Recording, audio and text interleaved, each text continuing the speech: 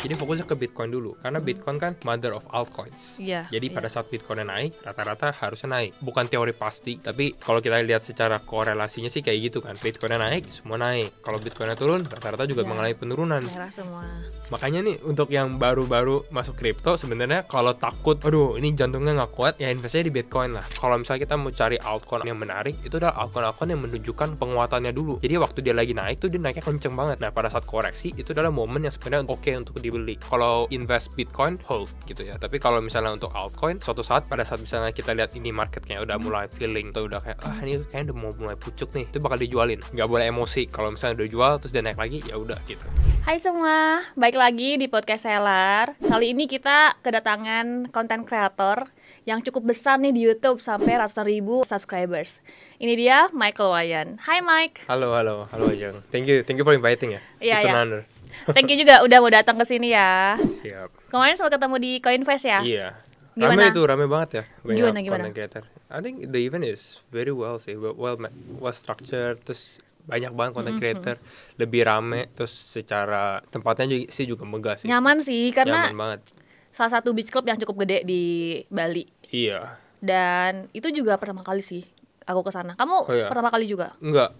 Ke beach clubnya iya, tapi ke Coinvest tahun lalu sih udah sempet ke Coinvest. Gimana? Yang sekarang lebih gimana menurut kamu? Menurutku lebih bagus yang terakhir sih, yang ini, yang sekarang, yang tahun ini gitu. Lebih fun ya? Iya, semoga tahun depan lebih bagus lagi dong. Betul. Amin. Iya. Kamu keliling juga nggak ke side eventnya?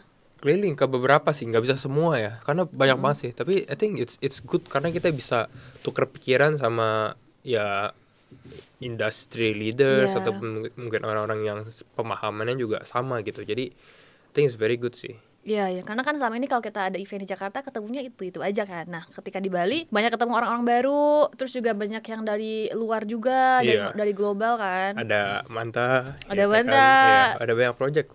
Iya, Manta salah satu sponsor di event kita di Bali.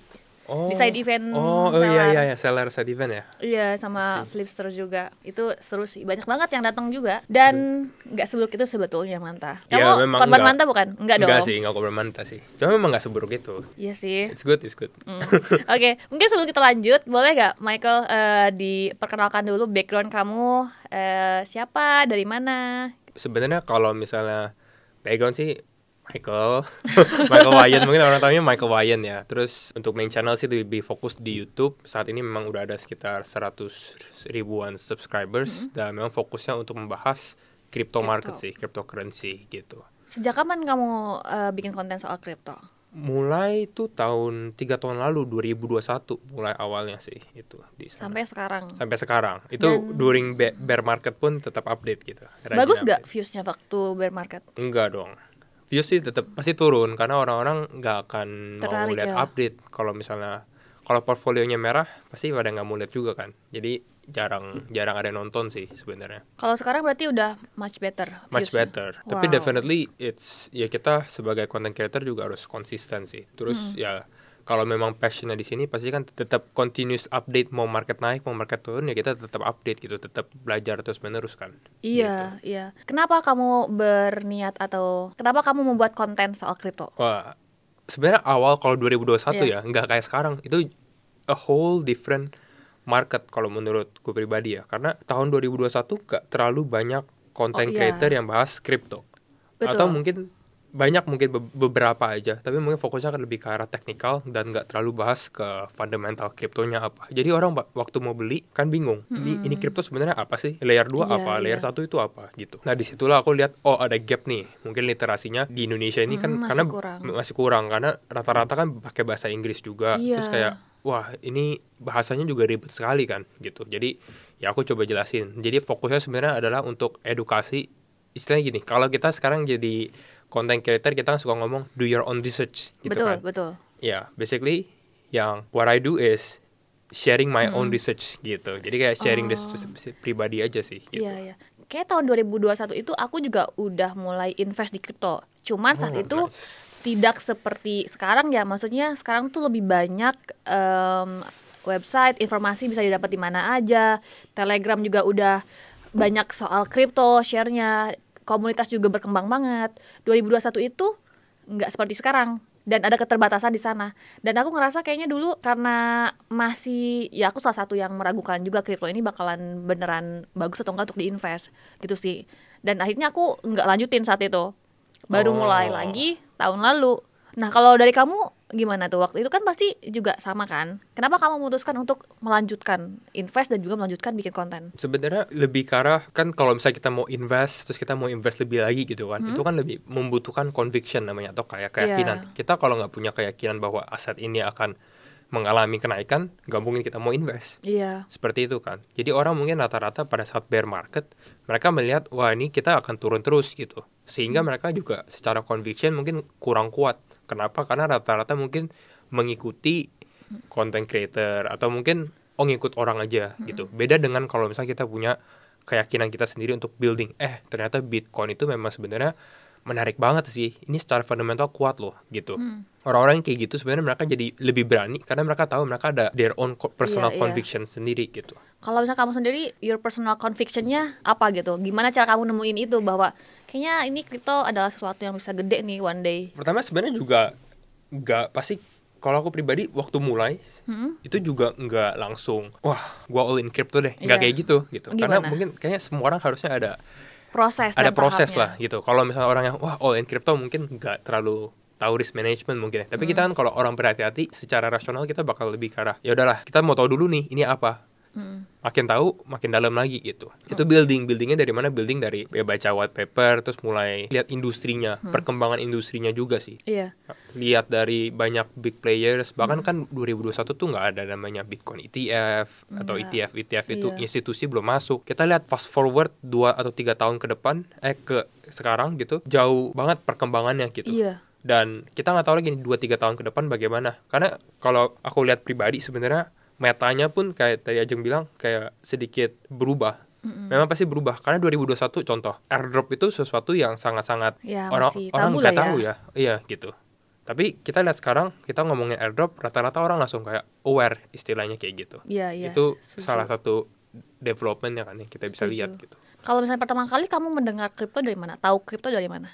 Wah susah juga sih. Atau tapi dari game? Itu udah lama banget sih, mungkin kayak dari omongan orang 2017-an mungkin ya. 2017 ya 2017. Oh, itu udah lebih lama lagi ya. Udah lama lagi, tapi kan mungkin kita tahu, tapi kita nggak terlalu mendalami gitu.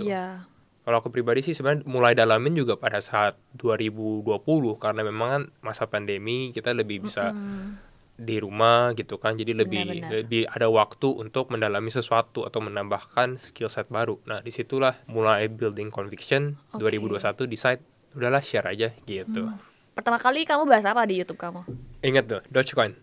Oh itu juga lagi lumayan terkenal kan waktu itu. Itu lagi terkenal, lagi naik-naiknya sih. Jadi itu hampir tiap hari. Jadi pertama kali orang kan kalau YouTube tuh susah kan naiknya kan. Memang viewsnya susah kan. Ini sebenarnya bukan skill sih. Kembali lagi ini hoki plus dapat momentum juga gitu. Jadi pada saat bikin Dogecoin memang hype-nya ada, dan memang mungkin ya secara konten juga kita memberikan analisa yang lebih objektif, bukan kayak beli Dogecoin karena nanti akan terbang terus kayak gini gitu kan. Nah kalau kayak gitu kan agak menjual harapan gitu ya. Tapi kalau kita cukup realistis juga membahas secara objektif, pas bikin satu video itu langsung sebenarnya view-nya nggak banyak sih, mungkin 1.000 atau 2.000 gitu. Tapi bayangin channel no subscribers, tiba-tiba ribuan yang nonton kan kaget juga gitu kan. Terus ya udahlah bikin lagi gitu. Berarti konten kamu cukup diterima sama orang-orang. I think so, hopefully. Dan kayaknya saat itu juga nggak banyak YouTuber yang bahas kripto kan? Iya, masih belum sih, kayaknya masih dari exchange sudah ada, tapi kayak untuk YouTuber yang memang dia dedikasi bikin konten soal kripto tuh dikit lah, maksudnya bukan yang nggak ada, tapi kayak sedikit banget orangnya. Itu masih banyak yang fokus ini kan 2021 berarti masih pada hot saham gitu. Masih pada fokusnya di situ gitu. Dan mungkin masih banyak yang nggak tahu juga kripto itu apa. Ya kripto scam sampai sekarang juga masih ada, apalagi tahun 2021 ya orang makin ragu-ragu lah. Kamu berarti belajar semuanya otodidak? Belajar otodidak sih sebenarnya. Semua rata-rata otodidak. Nggak ikut kelas atau apa gitu sekarang? Kelas? Untuk belajar perdalam itu? Enggak ikut, tapi lebih ke arah kita surround ourselves lah. Kita ketemu komunitas, belajar bareng, kayak gitu aja. Sebenarnya kalau kita ngomong sama industry practitioner gitu-gitu, kita kan mendapatkan ilmu juga sebenarnya. Bukan cuma kita tahu doang, tapi kita kalau diskusi juga sebenarnya kita kan mendapatkan ilmu baru. Jadi technically itu kan belajar juga gitu. Iya, kamu pernah untung berapa dari kripto sejauh ini? Maksudnya kayak paling besar sekali kamu taruh di project tuh, dapatnya berapa? Mungkin bukan secara nominal value-nya kali ya. Mungkin Kita kayak percentage. berapa persen gitu kan. Iya, boleh. Mungkin yang paling baru aja deh, paling baru yang lumayan naik ya, yang masih cukup terkenal itu PP. Oke, dapat Jadi, berapa persen? 1.200%. Aku inget soalnya. Wow. Jadi 31 Desember tuh, 31 Desember 2023 kan. Kamu jual atau beli waktu itu? Beli, iseng kayak aduh, ini udah kan kita udah siapin nih portfolio untuk bulan nih, karena Anissa memang 2024 kayaknya bakal naik nih gitu Yeah. kan memang naik tuh awal tahun kan. Jadi akhir 31 Desember lihat buka portfolio gitu, kayaknya kurang meme coin nih gitu, karena meme coin bisa lagi hype. Iya. Karena tahu dari cycle sebelumnya kan Dogecoin, Shiba itu kan hype-nya kenceng banget kan. Jadi kira-kira apa nih yang bakal hype nih gitu kan. Tapi kalau aku lihat pribadi sebenarnya Dogecoin udah kegedean, kayaknya nggak mungkin deh gitu kan. Shiba juga kayaknya udah naik juga gitu, kayak kurang deh gitu. Kira-kira apa yang big caps gitu, meme coin yang big caps ya. Jadi bukan kayak meme coin yang di decentralized exchange. Ada PP nih, kodok gitu kan. Lucu juga sih. Tapi kan memang sebelumnya udah tahu gitu. Dan pada saat 31 Desember itu ingat banget itu kalau kita lihat grafik teknikal gitu ya, semuanya kayak flat gitu. Iya. Jadi bener-bener nggak ada pergerakan. Udahlah masuk gitu. Sekali pergerakan langsung 1000%. Terus naik ya 3-4 bulan 1.000% sih gitu. Wah. Jadi ya oke lah. Cukup Cukup oke lah, ya. cukup senang lah. Tapi ada nggak momen yang kamu juga sempat kayak ruginya tuh lumayan dalam? Ya kalau rugi di kripto kayaknya hanya 100% ya paling banyak kan. Rugi di kripto ada sih, pasti ada lah. Kalau misalnya masuk biasanya kalau misalnya mungkin kita masuk ke, kalau dicek di centralized exchange yang besar sih rata-rata kan udah di due diligence ya. Jadi secara Iya. kriptonya mungkin kalau turun nggak mungkin rug pull Iya. gitu ya. Kalau kita mungkin masuk ke Web3, kadang-kadang kan ada project yang sebenarnya kecil banget kita, tapi ada rasa kayak mau coba penasaran Iya. mau coba ternyata benar-benar hilang. Ya ada juga gitu. Cuma kan kembali lagi kita kan alokasinya berapa dan duitnya apakah udah siap untuk hilang atau enggak. Secara mentalnya harus di-prepare dulu gitu. Kalau sekarang kamu berarti invest di apa aja? Yang paling kamu suka apa koinnya? Langsung Enggak sih. altcoin berarti ya, atau mau Bitcoin boleh gitu. Boleh semuanya. Maksudnya menurut kamu tuh kayak lagi seksi banget nih koin-koinnya. Kayak mungkin kalau menurut saya Bitcoin sih udah Udah kita mungkin nggak pasti usah ya. bahas Bitcoin Iya, kan iya, ya. udah pasti. Karena kayak Bitcoin mungkin kita bahas yang lebih di bawah kali ya, altcoin yang menarik gitu. Personally Solana ini untuk big caps, karena Solana mungkin secara jadi kalau saya perhatikan di kripto itu kan biasanya move in cycle, dan pada saat lucunya altcoin yang akan terus kuat adalah altcoin yang outperforming the market. Jadi altcoin yang udah mengalami kenaikan. Beda, karena psikologi kita kadang melihat kripto ini udah turun sekian persen, 70%. Berarti dia akan naik suatu saat lagi. Iya. Itu jarang terjadi, kayak comeback story-nya. Justru kalau misalnya kita mau cari altcoin yang menarik, itu adalah altcoin yang menunjukkan penguatannya dulu. Jadi waktu dia lagi naik tuh dia naiknya kenceng banget. Nah pada saat koreksi itu adalah momen yang sebenarnya untuk dibeli. Kayak gitu. Justru ngelihat koinnya itu harus yang naik dulu, dia turun baru beli gitu. Lebih karena kalau mau tahu altcoin ini yang udah outperform. Jadi udah ada Outperform, track recordnya dalam beberapa bulan terakhir. Ternyata altcoin ini kelihatannya kuat nih. Jadi secara kita kalau lihat dari grafik, bukannya downtrend atau turun menerus gitu, tapi memang ada demand-nya. Oh gitu. Kalau misalnya altcoinnya yang beberapa bulan terakhir tuh nggak menunjukkan pergerakan apapun gitu, yang kayak flat aja kayak tadi PP, gimana? Itu sebenarnya lebih karena agak sedikit ada gambling sense-nya juga sih. Karena sebenarnya bukan artinya mereka nggak akan naik. Kalau PP itu tesisku pribadi pada saat masuk adalah I know that meme coin akan hype lagi. Gitu. Jadi udah ada nih, meme coin ini akan hype lagi. Okay. Dan memang secara track record kan sempat ada Dogecoin dan ini. Dan biasanya meme coin itu lagging. Jadi market naik dulu, baru deh meme coin naik gitu.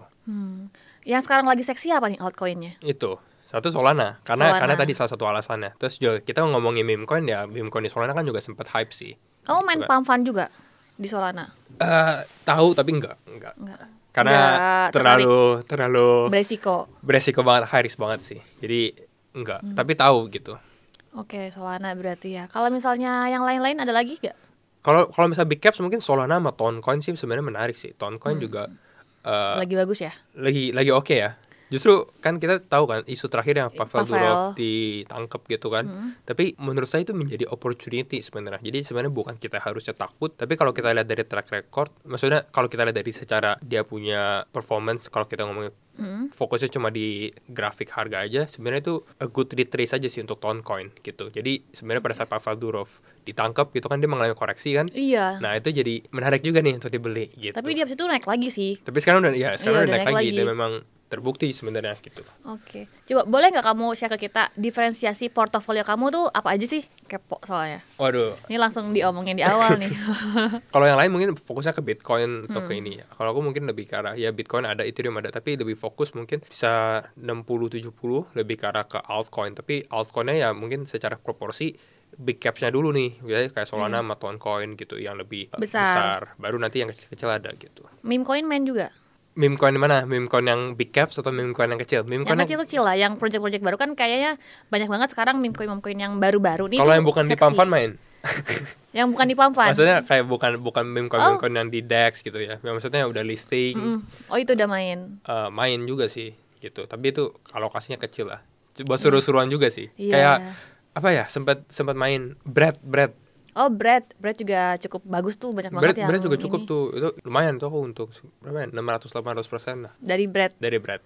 Itu pas udah kamu listing, berarti kamu simpennya kan? Enggak, pas belinya sebelumnya. di DEX. Oh di DEX. Jadi belinya dulu di Decentralized Exchange pada saat belum listing. Pada saat mereka udah listing, itu jadi baru dijual. Gitu. Oh, kamu tipe yang investor atau yang trader? Beda. Jadi kalau misalnya untuk spot sih lebih ke arah invest. Tapi invest itu kalau aku pribadi sih sebenarnya lebih ke arah hold sampai buluran. Kalau invest Bitcoin hold gitu ya. Tapi kalau misalnya untuk altcoin, suatu saat pada saat misalnya kita lihat ini marketnya udah mulai feeling sedikit topi atau udah kayak ini kayaknya udah mau mulai pucuk nih, itu bakal dijualin. Oke. Itu udah dipikirkan matang-matang. Iya. Kayak nggak boleh emosi. Kalau misalnya udah jual terus dia naik lagi, ya udah gitu. Iya.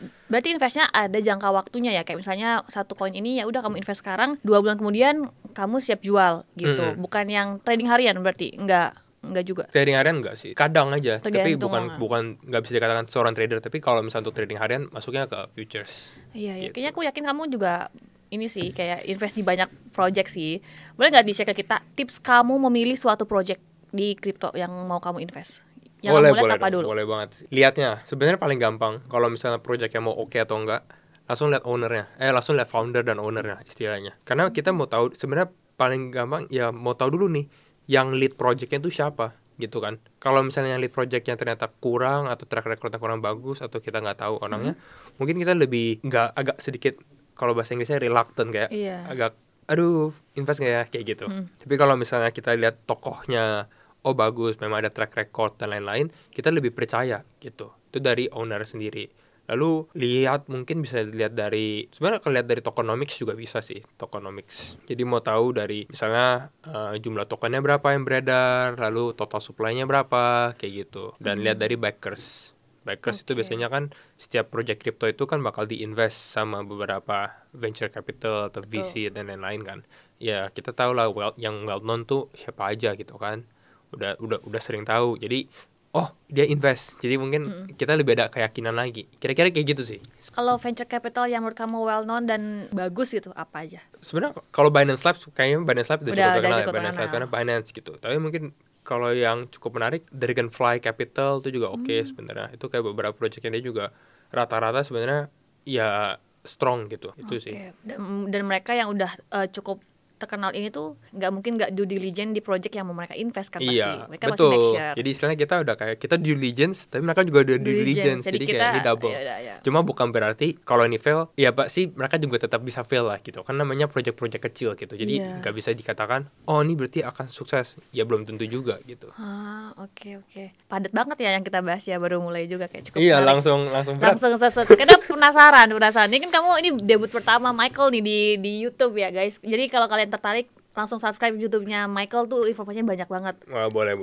Kalau misalnya project di Web3 selain misalnya project-project kayak kripto gitu, kamu ada tertarik buat pelajarin soal AI, game gitu juga nggak? Dulu sih sebenarnya ada, cuma kalau misalnya kita lihat ini untuk masuk ke AI, maksudnya crypto AI atau crypto game gitu. Ya kalau misalnya kita lihat sebagai project, iya. Tapi kalau misalnya untuk dalemin gitu, atau misalnya crypto game nih, lalu mainin game ya gitu, mungkin agak belum.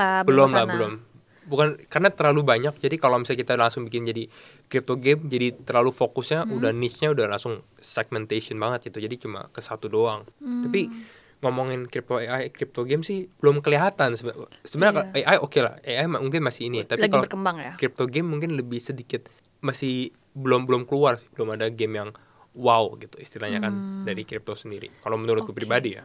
Oke.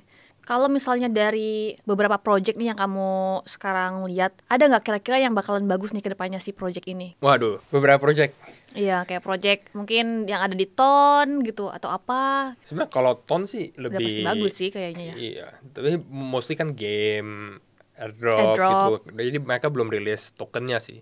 Justru mungkin kalau projectnya bagus, Solana. Jadi kalau misalnya, karena aku suka lihat data kan sebenarnya. Jadi kita tadi tesis yang awal lagi, pada saat suatu aset kripto itu altcoin yang outperform, biasanya tuh tendensinya akan bagus terus nih cycle-nya, performanya di cycle ini gitu kan.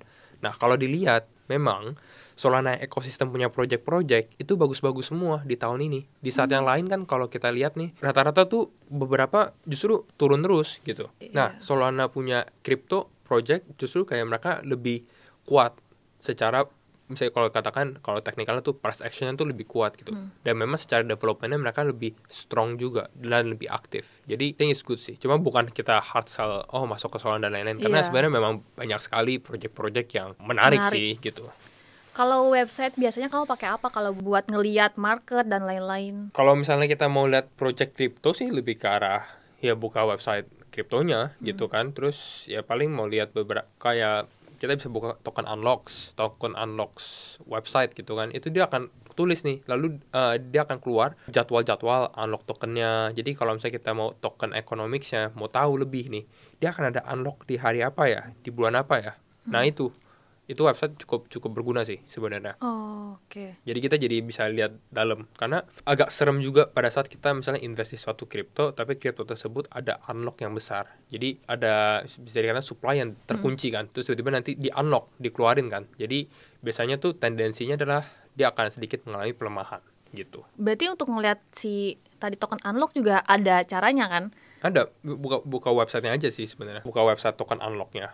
Itu paling gampang karena tinggal tulis kriptonya mau apa gitu. Atau ya buka website kripto, misalnya mau cari kripto A gitu kan. Nah, lalu cek aja di websitenya, biasanya mereka ada tulisan token economics gitu kan. Nah, kita cek detailnya ada nggak gitu. Gitu sih. Kalau kamu bikin konten biasanya kamu research dulu. Research dong. Pasti. Waduh, kalau nggak di research takutnya tiba-tiba bikin konten tiba-tiba aja bikin gitu. Ya rata-rata tahu sih. Make sure ya guys ya, takutnya nih karena gitu. kalau misalnya nggak research ntar sesat istilahnya kan. Tetap pasti lihat dulu keadaan market. Aku soalnya nggak fokus misalnya liatin project ini project ini, tapi kita kadang liatin juga sebenarnya overall tuh market crypto kayak gimana sih gitu. Nah kalau buat kayak gitu sebenarnya salah satu website juga yang bisa lihat itu ini ETF, jadi Farsight Investor. Jadi itu kita bisa lihat setiap harinya ETF Bitcoin atau ETF Ethereum itu ada info atau outflow gitu. Jadi ini masuk nih, ada yang beli siapa, yang jual siapa, kayak gitu. Menarik sih. Itu lebih ke arah untuk kita mau lihat makro trennya gitu. Jadi kalau misalnya market lagi naik tapi ternyata ETF inflow-nya outflow, maksudnya malah minus, negatif, berarti itu mungkin kenaikannya cuma sementara doang. Istilahnya kan kayak gitu. Ada yang nggak beres istilahnya. Kita maunya kalau market naik, misalnya Bitcoin inflow-nya juga naik gitu. Nah itu berarti disupport, ada demand. Jadi berarti ini kemungkinan tetap bakal naik lagi nih, kayak gitu contohnya. Ini kamu bahas juga kan di YouTube kamu? Iya, berat sih, memang topiknya berat soalnya. Lumayan berat ya, kayak kalau kalian mau cari tahu lebih dalam langsung lihat aja ke YouTube-nya dia ya. Kayak aku juga udah mulai berasap ya otaknya, terlalu pusing. Terus kalau misalnya sekarang berarti konten kamu yang kamu bahas adalah apa? Ngebahas soal background project-nya atau ngebahas margin call misalnya, rekomendasi kripto gitu. Kalau sekarang bahas sebenarnya lebih kalau tadi market update. Jadi kayak biasa setiap minggu aku bakal kasih tahu minggu ini akan ada data ini keluar, kira-kira pergerakan Bitcoin kayak gini. Jadi fokusnya ke Bitcoin dulu. Karena Bitcoin kan mother of altcoins. Jadi pada saat Bitcoinnya naik, rata-rata harusnya naik. Ya, ini bukan teori pasti, tapi kalau kita lihat secara korelasinya sih kayak gitu kan. Bitcoinnya naik, semua naik. Kalau Bitcoinnya turun, rata-rata juga mengalami penurunan. Merah semua. Jadi daripada analisa semuanya ABCD 10 kripto, fokus aja ke Bitcoin. Gitu. Kalau menurut kamu, Bitcoin gimana sekarang? Bitcoin. Maksudnya kan harga Bitcoin sekarang ya turun sih. Turun. Sekarang sebenarnya cukup menarik sih. Jadi kemarin kan sempet tuh kita kan ke 49.000 kan. Iya. Ya 49.000 terus langsung hit naik kan. Nah orang-orang di situ udah kayak wah ini waktunya beli lagi nih gitu kan. Nah tapi itu di video aku udah sempet bahas tuh. Udah abis itu hit kemungkinan kita masih bisa turun lagi nih. Mungkin ke area 52-an, 52.000. Dan memang terjadi sebenarnya udah terjadi gitu. Jadi sekarang sih lebih ke sideways, masih menunggu ini kan data-data ekonomi keluar. Pada saat data ekonomi keluar, cut rate suku bunga. Kalau misalnya data ekonomi yang keluar bagus sesuai ekspektasi juga, atau mungkin yang surprise expectation tapi positif, ya mungkin market bisa naik lagi gitu. Yang saya lihat sebenarnya yang menarik adalah kelihatan, jadi ada satu indikator tuh kayak ada ordernya cukup kuat juga sebenarnya, itu di area kisaran 50.000. Jadi ya seharusnya sih Bitcoin gak jebol 50.000 gitu. Tapi ya kita lihat lagi lah. Iya sih. Ya karena udah mulai banyak banget yang udah nggak tahan pengen lihat Bitcoin itu naik lagi gitu. Udah siap-siap tinggal terbang. Kalau menurut kamu apa sih yang bikin Bitcoin ini nggak naik-naik? Maksudnya naik turunnya tuh kayak sampai yang bawah gitu. Sebenarnya jadi ya pertama nggak ada demand, nggak ada permintaan kan untuk ngedrive harga Bitcoin naik gitu. Kenapa nggak ada demand? Karena orang bisa dikatakan mungkin mereka berasa belum terlalu jelas nih keadaan ekonomi sekarang gitu. Mereka mungkin lebih mau make sure misalnya the Fed itu mau cut rate atau enggak gitu. Sehingga ya barulah mereka bisa take action ke dalam market gitu. Jadi itu salah satu sebenarnya menurut saya alasannya sih. Lalu ya mungkin karena market udah mengalami kenaikan cukup signifikan ya di awal tahun gitu ya. Jadi bisa dikatakan ini ya koreksi, tapi koreksi yang lebih sebenarnya koreksi kelihatannya besar. Tapi kalau kita lihat cuma Bitcoinnya doang ya nggak terlalu besar, itu masih koreksi yang relatif sebenarnya cukup normal. Kecuali kita lihatnya altcoin kan ya koreksinya ya dalam sih. Kalau Bitcoinnya sedikit, altcoin itu bisa lebih dalam dari Bitcoin. Dalam sih. Tapi kalau kita lihat fokus ke Bitcoinnya aja, ya koreksinya masih tergolong normal. Makanya nih untuk yang baru-baru masuk kripto sebenarnya kalau takut, aduh ini jantungnya nggak kuat, ya investasinya di Bitcoin lah. Gitu kan. Semuanya yang jantungnya nggak kuat deh kalau yang investasi di kripto deh, kayak kalau lihat harga naik turun. Kira-kira dampak dari halving udah ada belum sih? Atau sebetulnya kayak udah lewat atau belum terjadi? Oke. Good question sih. Dampak dari halving ya. Sebenarnya halving biasanya kan memang positif ya. Tapi rata-rata secara data juga itu baru benar-benar bisa kelihatan dampaknya atau dampak positifnya itu biasanya 5-6 bulan kalau nggak salah. Jadi setelah halving. Dan itu biasanya memang kalau kita lihat market crypto khususnya Bitcoin ya, itu outperformnya atau mulai naiknya itu di kuartal 4. Which is nanti Oktober. Jadi memang kalau kita lihat dari sini ya mungkin Oktober kita bisa naik gitu ya. Apakah alt season? That's another question gitu kan. Mungkin orang alt season gimana gitu ya. Tapi ya kalau kita lihat, ya kalau kita mau lihat relief rally atau market mulai mengalami kenaikan, ya the best time mungkin ya di kisaran kuartal 4. Kalau misalnya ternyata Oktober Bitcoinnya juga masih kayak gini-gini aja, takut juga sih, gitu kan. Sih. Cuma makanya kita harus adapt sih, harus adaptasinya itu cepat gitu. Katanya sih banyak yang bilang juga bahwa Bitcoin ini sebetulnya dampak halvingnya belum ada gitu. Karena banyak juga yang bilang bakal ada alt season, terus kayak meme coin season juga gitu. Itu bakalan nanti gitu, nunggu si Bitcoinnya dulu. Tapi ya we'll see. Karena kan juga Amerika Serikat ya baru mau ini kan pemilihan presiden. Ya itu November. Terus juga we'll see lah ya. Banyak banget yang bakalan terjadi event-event ke depan ya. Mana tahu bisa jadi katalis buat Bitcoin nanti naik ya kan? Atau turun. Karena ini kita ngomongin AS ya, itu menarik karena kan Trump sama Joe Biden kan awalnya kan. Nah, tapi memang di situ kan Trump mendominasi lah. Kenapa? Karena mungkin salah satu alasannya Biden udah cukup tua juga kan. Makanya orang mungkin udahlah daripada dia nggak bisa mimpin, kurang ini pilih Trump. Tapi kan Joe Biden turun digantiin Kamala. Iya, Kamala didukung sama Ripple, you know? Tahu Kamala didukung sama Taylor Swift juga dukung Kamala. Iya, si Ripple juga. Co-foundernya juga ngedukung ini, udah sign surat dukungan buat Kamala. Wow, iya makanya. Padahal Trump itu kan sangat pro, karena dia terlalu pro dengan kripto juga. Iya. Takutnya justru pada saat Trump kalah, itu kripto turun. Iya, tapi kan sebetulnya Kamala juga karena udah ada backingannya, misalnya Ripple ya, co-founder Ripple, mungkin juga ada obrolan di antara mereka yang tetap akan memprioritaskan kripto juga. Which is dua-duanya sebetulnya siapapun yang kepilih akan bagus untuk industri Web3. Iya. Gitu. Itu possible banget sih. Maksudnya memang kelihatannya sih dia belum ada terlalu banyak kebijakan yang ya istilahnya merugikan ini ya, karena mungkin lebih ya karena mau di-elected kan butuh suara voters juga kan. Iya. Dan sebenarnya kalau sekarang sih karena memang kelihatannya dua-duanya nggak ada kebijakan yang terlalu menyerang kripto. Tapi kalau kita lihat Trump itu kan lebih support, istilahnya lebih berani kayak dukung Bitcoin dan lain-lain gitu kan. Sehingga dampaknya juga nanti kalau misalnya Trumpnya kalah, itu juga kemungkinan market kalau saya lihatnya ada impact. Mungkin secara short term ya gitu. Secara short term mungkin akan koreksi atau apa kalau Trump kalah gitu ya. Kalau kamu berarti dukung siapa? Dari sisi kamu ya, maksudnya mungkin kita nggak mencoblos gitu, tapi kamu lebih suka siapa gitu untuk jadi presiden? Trump aja kali ya. Trump aja sih. Udah punya meme coin Trump, maga. Sempat ada. Sempat ada. Wah, itu juga cukup menarik sih. Iya, banyak banget meme coin Trump. Iya, itu ada beberapa aja, Solana ada, Trump, di ETH juga ada. Agak ini ya kalau misalnya ngomongin soal politik. Tadi kan kamu sempat ngomongin soal psikologis kamu nih kalau lagi trading. Gimana sih cara kamu mau maintain risk manajemennya, terus jaga psikologi kamu supaya enggak yang stres banget gitu. Sebenarnya lebih ke arah mental expectation. Ini mau kita bahas secara psikologi seorang trader atau psikologi seorang investor nih. Karena sebenarnya ada dua. Boleh nggak dua-duanya dibahas? Dua-duanya dibahas, psikologi ya. Mungkin investor dulu kali, karena mungkin banyak yang lebih ke arah pasif lah, jadi nggak terlalu nih. Ya kalau mental investor sebenarnya nggak akan terlalu rumit istilahnya. Itu simple sih. Sebenarnya kita harus develop tadi conviction sendiri aja. Karena kalau misalnya kita ngikutin orang pada saat kripto tersebut turun, nggak mau nyalahin diri sendiri gitu. Padahal kan yang ngambil keputusan adalah ya kita sendiri gitu. Jadi psikologi kayak gitu sebenarnya harus kita tekankan juga ke diri kita sendiri. Oke, kalau misalnya beli ini alasannya apa gitu. Jadi bukan alasannya karena dia beli, itu bukan alasan gitu kan. Kalau bisa di list tuh beberapa alasannya, konkret gak alasannya untuk beli.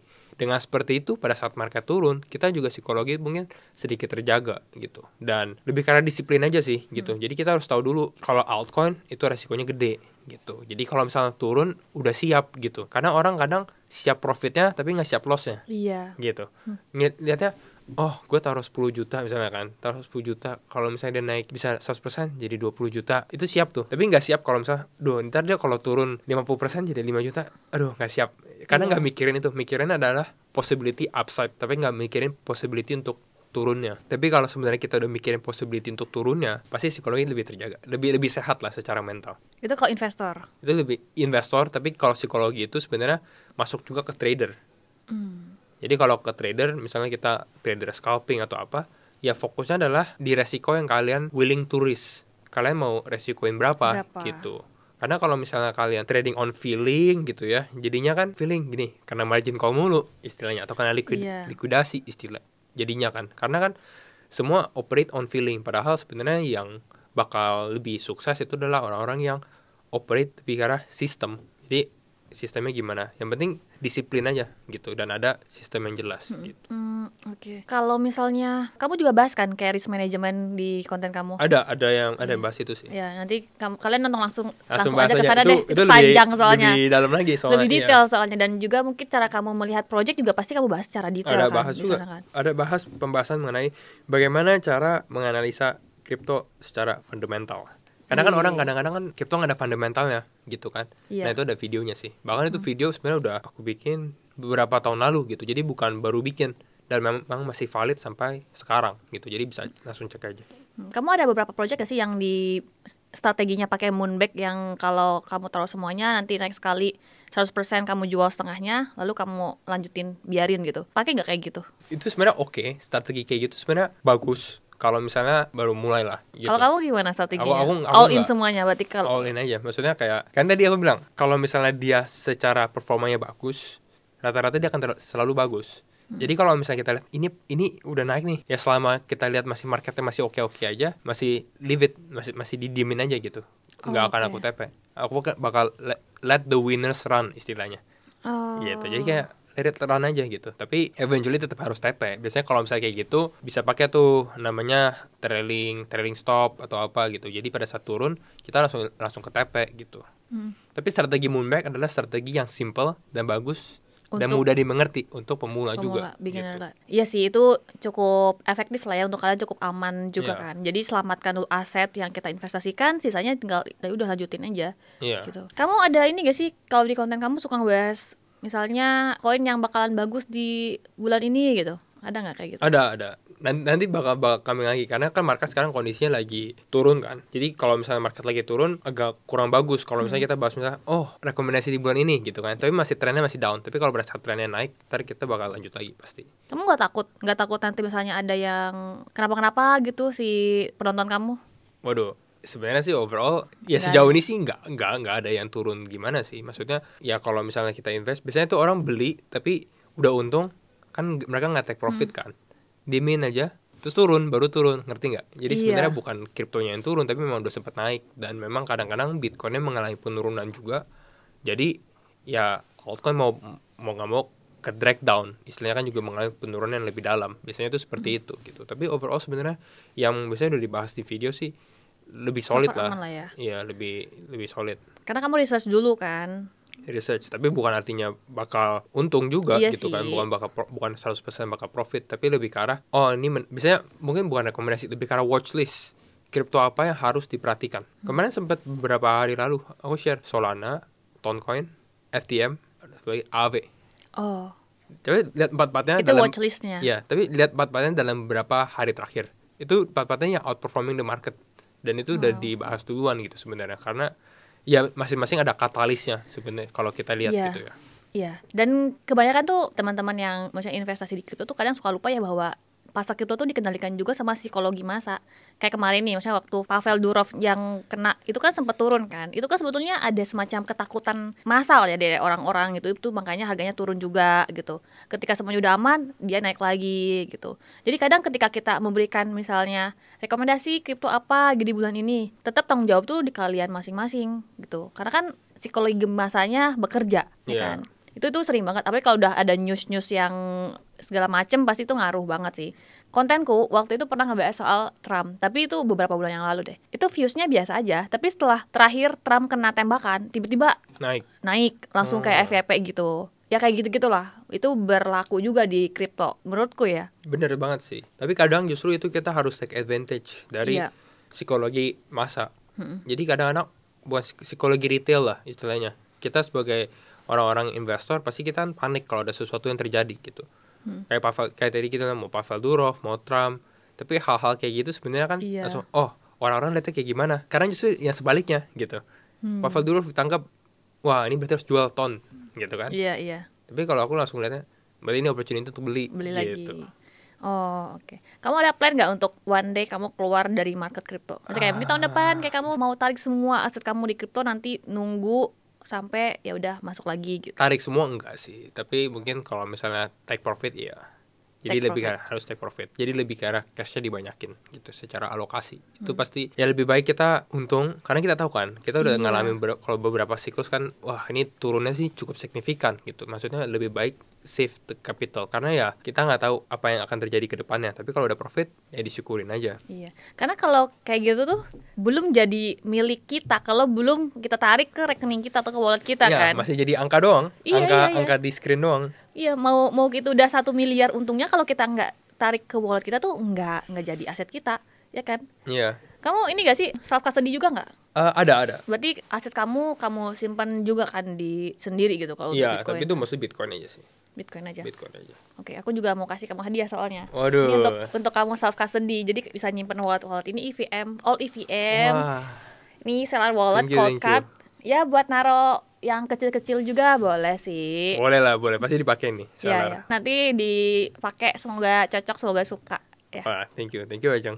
Iya, sama-sama. Mau dibuka juga nggak apa-apa sih. Ini langsung open di sini aja ya. Ya boleh juga. Kemarin Ya, sebetulnya apa pas Coinvest bawa juga, cuman nggak sempat ketemu. Oh iya, Jadi- kita nggak ketemu. Iya. Semoga cocok, bisa bantu Oh, ini untuk keren banget. menyimpan. Itu Kayak kartu simple doang sih. Ya, itu untuk nyimpen seed phrase-nya daripada dihafalin nanti pusing-pusing. Ya itu Yes, bisa. udah tahu ya? Ya, harusnya udah tahu sih. Kalian jangan lupa check out ya. Harus check out loh. Harus check out loh. Ini sih enak banget. Ini very simple sih kok kayak gini ya. Oke deh, kita tuh ngomong udah panjang banget loh. Oh ya? Nggak berasa Nggak kan? kerasa banget, iya. Udah 40 menit lebih. Oh, wow. Kamu ada plan apa ke depannya yang mungkin bisa di-share ke teman-teman? Lebih ke arah mungkin growing community lah. Jadi community akan lebih intens di community. Jadi jangan lupa kalau mau join komunitas, feel free to check. Nanti Iya. cek aja di YouTube. Nanti di YouTube ada link community. gitu. Oke. Berarti sekarang udah ada link apa aja di Telegram, di mana? Kalau kita komunitas sih fokusnya di Telegram sama di Discord gitu. Tapi nanti kita mau lebih aktivasi lagi, lebih fokus mau edukasi lah gitu. Ya coba ya, karena kan di TikTok mungkin, di Instagram, Iya. untuk kita nunggu-nunggu banget tuh Michael untuk bikin konten di sana. Yeah. Hopefully ya. Hopefully. Next ada event apa nih? Ikut event apa? Ke token nggak? Ke token. Ke token? Iya. Oh, cukup rajin ya datang ke event. Seru ya? Ya dekat sebenarnya. Masa sih?